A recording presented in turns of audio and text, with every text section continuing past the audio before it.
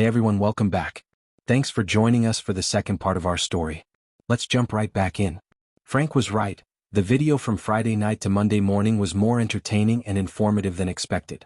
After the soldier left, we saw snippets of Maeve pacing the house, phone in hand, talking or texting, trying to check on me. This continued all night Saturday and Sunday.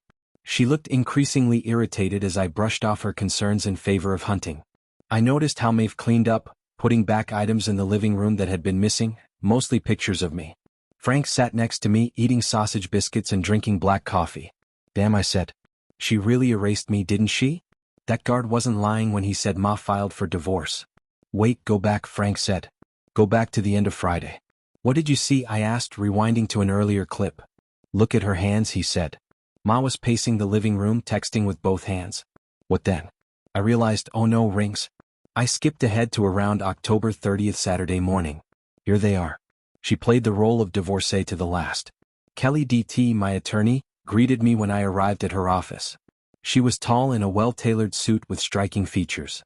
I focused on her dark amber eyes as she assessed me. 6 feet, 180 long-distance runner with some muscle. I guess I can believe the rest of your self-description, she said. Thankfully, she phrased it as a statement. Have a seat, Matt. I'm sure it's been a rough weekend. How are you? Kelly asked. It's been hard. Anything new from Maeve? I had sent her some of Ma's messages, including the one asking me not to come home. This just came in while I was parking. I handed her my phone. Baby, please ignore my last message. Yes, I'm mad, but I need you home. I'm dying here without you. Please, Maddie, Kelly read aloud. Okay, Kelly said. It doesn't seem like your wife did this to get rid of you. I have a feeling once she knows you found out, she won't try it again. I can't pretend this didn't happen, I said. No, of course not. But if she explains and promises it won't happen again, could you forgive her? Kelly asked. Kelly raised her hand to stop my angry response. I have to ask about reconciliation, Matt. The judge will insist, and I get the feeling you still love her, she continued. I do, but I don't see how I can. You saw pictures and clips, but you didn't sit through it all, I said. Kelly didn't need to ask what I meant. She simply said, I understand, but as a family lawyer, I have to see if the family can be saved. Maeve will likely fight to keep you two together, but no, she can't force you into marriage counseling. I'm sure not in this case. Okay, tell me your plan and let's work out the property and financial details. If you want to file quickly, I said. Since this is for infidelity, do I still have to give her half of everything and pay alimony since my income is double hers? I asked. Kelly spent the morning answering these questions and more. By p.m., with deli sandwiches delivered, she had sketched out a plan to minimize the damage to my finances and position. It was time to pull the trigger, and I nodded to Kelly. She put my phone on speaker and called Maeve. The call was answered before the first ring ended. Maddie, where are you? Are you coming home? Are you okay?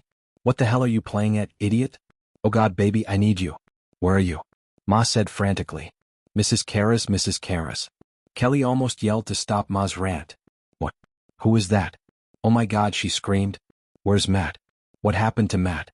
Mrs. Karras, my lawyer said louder. Using my phone to call Maeve wasn't the best plan, but we feared she'd ignore any other call. Mr. Karras, Matthias is fine. He wasn't hurt at all. He's fine, Kelly assured her. But Frank said, who are you and why are you calling on Matt's phone? Ma asked, confused. Mr. Karras gave me his phone to ensure you'd answer. I assure you he's fine.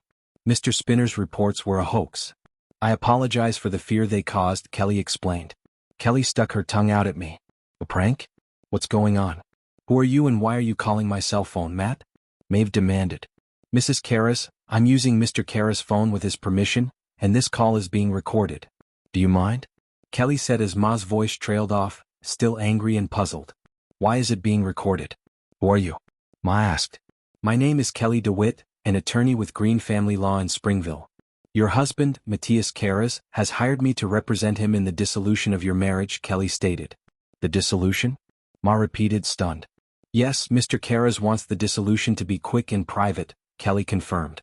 A sordid affair? I imagine Maeve stunned, able only to repeat Kelly's words.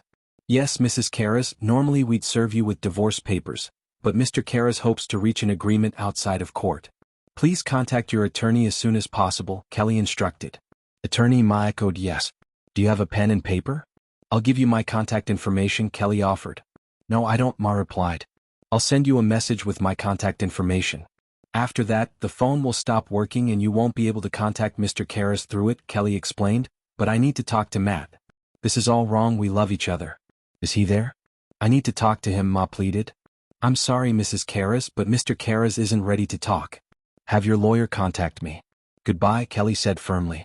Kelly hung up as Maeve began to speak. That went well, Kelly said, sending a text with her office information to Ma's phone before disconnecting it. Her words were sarcastic but sounded sad. Are you okay? I asked, feeling the odd role reversal. I like protecting spouses from misuse, but cases like this make me sad and tired. There's something strange going on here, Matt. I think you're doing the right thing, but I don't sense vindictiveness from your wife.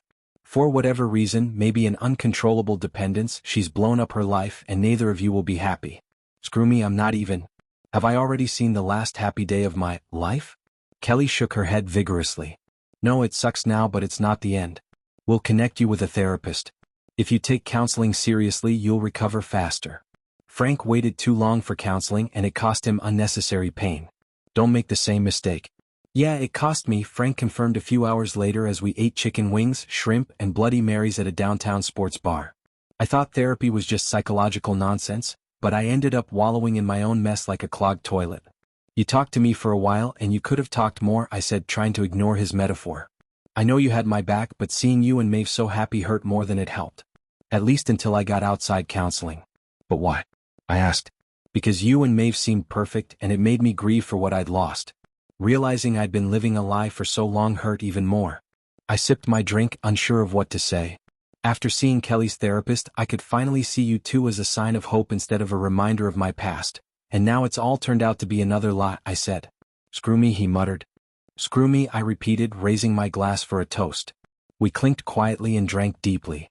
Hey Matt, have a seat, Kelly DeWitt said, this time in a small conference room with papers spread out on a table.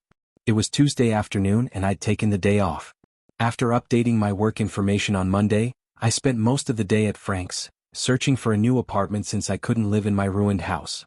I ran 5 miles in the morning and another 3 before meeting Kelly, hoping the endorphins would help me stay calm. Kelly had talked to Maeve that morning and she said I needed to hear what Ma had to say in person. When the receptionist led me to the conference room, I half expected to see Maeve and her lawyer waiting.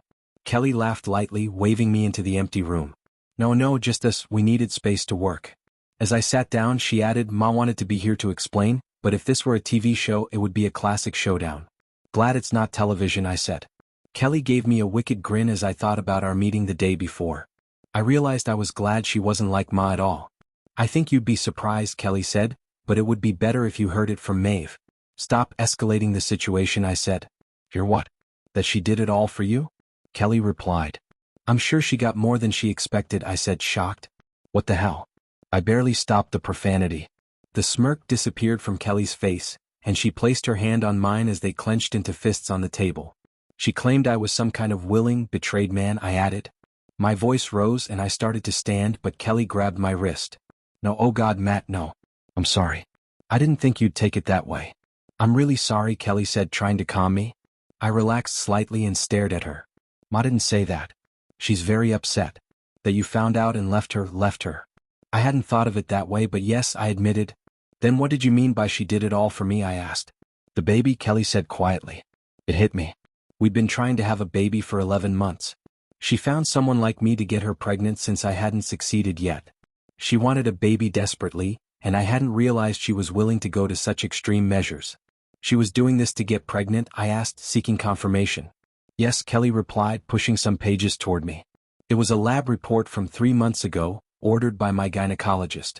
It took me a moment to realize that Dr. Wellborn had provided 2 samples from patient 25,473, both with low counts. Am I patient 25,473? I asked. Kelly nodded. But how did she get the samples? I asked, seeing Kelly's embarrassment for the first time. She secretly took samples for analysis when you couldn't get her pregnant after 6 months, Kelly explained. Instead of talking to me, she found guys who looked like me and accepted their donations the old-fashioned way, Kelly continued. She said your insurance didn't cover ART, which is expensive, and you'd already used your savings to buy the house. I leaned forward, my forehead on the desk. That means I won't have to pay child support if her plan works, right? Kelly looked even sadder. You'll still need to get tested since you're low but not zero. Why not? What's wrong? I asked. Ma realized she was exposed and you're threatening divorce, so she went to her OBGYN for the morning after pill, Kelly said. But today isn't the morning after. She was with her first guy Thursday night, I said, confused. Dr. Wellborn confirmed it. Ma asked her to call me, Kelly explained.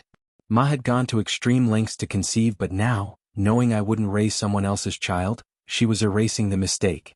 It was all so sad. Then I realized another detail. She did this just before my hunting trip. She was preparing to get pregnant and would have been with me on Monday to reinforce the idea. God knows what diseases she picked up, I said. Kelly held my hand reassuringly. STDs are a concern, but Ma was thinking about that too when she made the appointment. Matt, after our meeting yesterday, I reviewed the security footage and noticed something strange. At the beginning of her visits, she'd often look at the smartphones of her visitors. She did this a month ago too, Kelly said. Oh crap, I muttered. What? Kelly asked. She did it a month ago too. I still have to take the test, I said. She admitted. It was the first and only time when that didn't work. She tried again during your hunting trip. She planned to return to Fidelity afterward, Kelly explained. I thought we agreed we wanted at least 2 or 3 children, I said, shaking off the heartbreaking thoughts. Did you say something about the camera footage and STDs? Yes. Did you notice how she often checked her visitors' smartphones shortly after they arrived, Kelly asked. Yes, I figured she was checking their invites, I replied. She was checking their current STI and HIV test results, Kelly clarified. Disbelief showed on my face. They get tested regularly. Yeah, they do, Kelly continued. So what? I asked Frank later over pizza and beer. Do you get tested regularly and carry the results? Actually, yes, I do. I always use protection and I carry the labs with me. If I start dating again, I'll probably have to do that nonsense too, Frank said. When you start dating again, he emphasized. But yeah, I'd recommend it, man, I got to say, he continued. I'm surprised Ma's lawyer let her spill so many details early in the negotiations. She doesn't have a lawyer yet. Kelly found her outside her office this morning and insisted on talking. Kelly advised her to get a lawyer, but Maeve was convinced that once I knew the truth, I'd call off the divorce. And how did that work out, he asked. Riley, Kelly said. Maeve believed her plan made so much sense that I would come home tonight. Frank handed me another beer as we sat in his apartment. I planned to stay there until deciding if I could live in the same town as Maeve, let alone the same house. A week and a half later, I was back in the conference room at Green Family Law. Kelly and I sat on one side, Maeve and her attorney on the other. Mr. Karras, Mr. Witt, said the balding lawyer. We have 2 problems. First, Mrs. Karras wants to stay married. Second, if reconciliation is impossible, the proposed agreement is insufficient. It suggests a 50-50 division of property, but doesn't include all marital assets. And the proposed spousal support is too low and short-lived. Kelly tapped my foot under the table, signaling, I told you so. I acknowledged it faintly. Mr. Philpott, Kelly interjected. Mr. Karras has agreed to pay 60% of your fees as part of the assets. This shows remarkable fairness for a man who has been wronged. The judge will take note of this. If we can't resolve these issues here, I wanted the case over with and for Maeve to be treated fairly, not to get half of everything, but to avoid living in a disadvantaged area or moving in with her parents. She refused to get a lawyer, thinking we shouldn't divorce with her salary. She could only afford a subpar lawyer. So I asked Kelly to find someone decent for her. And Kelly continued. What about my client's quality of life? You've seen the evidence, Mr. Philpott. Imagine what he goes through every night with those images in his head. It was dramatic, but Kelly wasn't exaggerating. I struggled with therapy, although Kelly and Frank assured me it would help. Ironically, the psychiatrist consultation was covered by my health plan, unlike Art, which could have prevented all this. I'm so sorry, Maddie. So sorry. Maeve sobbed. Philpott squeezed her hand again. Miss Witt, Philpott said. While I sympathize with Mr. Karras, our state's laws don't consider these matters in dividing marital property or awarding spousal support. Mr. Philpott, Kelly snapped. If your client doesn't agree to the negotiated offer, we won't file it. If we go to court, she placed her hand on a thicker pile of papers. This petition will be filed on the grounds of your client's infidelity. The settlement terms here are much less generous. I saw his hand tremble as he wanted to open the package but held back. Okay, I'd gotten Maeve fair representation while making this case public would embarrass Mr. Karras. It would be even worse for Mrs. Karras, especially since we will subpoena the names of all participants in her affairs and conduct a paternity test on the child she tried to conceive with them. Maeve gasped, then made a sound of deep sadness. Okay, stop it, shouted an indignant Philpott. There's no need to be so rude, Mr. Witt. Mrs. Karras took measures to avoid conception despite wanting a child with Mr. Karras, a desire he shared. "My baby, our baby," I whispered. Kelly placed her hand on mine and pressed her foot against mine. "But it would be ours," Ma exclaimed. "It would be ours, yours and mine." The lawyers agreed to a short break. Kelly took me to her office while Philpott led Maeve outside. As we reconvened, Philpott continued, "Mrs. Karras took drastic measures forced by her husband's stubbornness to prevent conception, even though it could have been Mr. Karras' child." Kelly stood firmly, sensing my anger. Her next words were softer, directed at Ma. "We understand Mrs. Karras made a difficult decision and did the right thing under the circumstances. Mr. Karras and I recognize the pain she must be feeling." Kelly then turned back to Philpott. "Unfortunately, it hasn't been determined if your client's intervention was successful. She may still be pregnant. We need to address this threat at the root." I glanced at Maeve, who looked pale, fearing she might faint. Kelly continued, "The agreement states any such child would not belong to my client. Mr. Karras will take a paternity test to confirm this. If we go to court, we will demand the same from any potential fathers." Kelly wanted to add, "if she decides to carry the baby," but I vetoed that. There was enough tension already. Ma pressed her lawyer's hand. They had discussed their next steps. All that aside, Philpott said, "We'd like to return to Mrs. Karras' first position, not to file for divorce. Instead, she and her husband should go to counseling and find a solution to start a family." Why couldn't she have done this from the beginning? I almost howled. Why not just tell me instead of cheating? Mr. Karras. Meh. Voices overlapped before I slammed my fist on the table. I stared at the surface and said through clenched teeth, "I'm already in counseling. My therapist says the why question is like a funnel. I can't heal until it fills up." He suggested I ask Maeve to join a session, "But now I need to know why you brought strangers into our bed instead of telling me about the problem." "My client didn't," Philpott began, but Ma interrupted. "I didn't want to hurt you by telling you that you couldn't give me a baby. You're so into your physicality and I didn't want you to think you weren't enough," insisted Maeve. "Oh my God, am I really such an idiot?" I asked, wondering if I'd missed a character flaw. "No," she repeated. "I said it wrong." She took a breath. "If we could afford IVF, I'd have told you, but we couldn't. We wanted to start a family now, so it was about the donor, not breaking out of the monotony of marriage." "Exactly," Ma exclaimed. "Why would I ever want to run away so you didn't enjoy it?" She flinched but continued. "Don't you see? Yes, I called them folders on my page, but they were really all you. Any memories were connected to you, like in those multiverse comic book movies you love. I could add the memories of doing it with you, younger or older, to the wonderful memories I have of doing it with you now. And when you thought back to those encounters or feeding the child one of those alternate selves had put inside you, you always thought of your real self, right?" She grimaced at my words but continued. "Yes, always about you." I turned to look at Attorney DeWitt, who raised her eyebrows in question. I nodded silently. She reached for the other folder, circled in red, the nuclear option. As I spoke, Kelly slowly pulled out a series of photos and placed them in front of Maeve and her lawyer. The 8x10 color photos were from the front and back cameras in the house, as well as a video I had taken Friday night while spying. Ma's face turned from gray to green, and she barely made it to the trash can before throwing up. Our house on 3rd Street sold quickly despite owning it for less than 2 years. It had appreciated enough to pay off the mortgage and cover moving expenses. I moved from Frank's apartment to a work-friendly condo, and May moved back to her hometown, though she managed to get a small apartment instead of moving into her childhood bedroom. She wasn't pregnant, and she found a decent job that allowed her a reasonable lifestyle. While the child support I paid for 5 months wasn't a huge strain, I was glad she wouldn't be destitute when it stopped. After the 6th month, she brought this misfortune on both of us, and her betrayal still haunted me. She was the love of my life, and I knew her remorse and regrets were genuine. Her last letter said she still hoped for reconciliation, but that seemed unlikely. Therapy helped me dump anger and despair, and I no longer saw myself as a huge loser facing decades of dull monotony. As for Tracy, she ended up as a barista at a Starbucks, blaming Frank for her troubles, though there was no evidence to support it. The police cleared him with witnesses and surveillance footage proving he was at a Foo Fighters concert that night.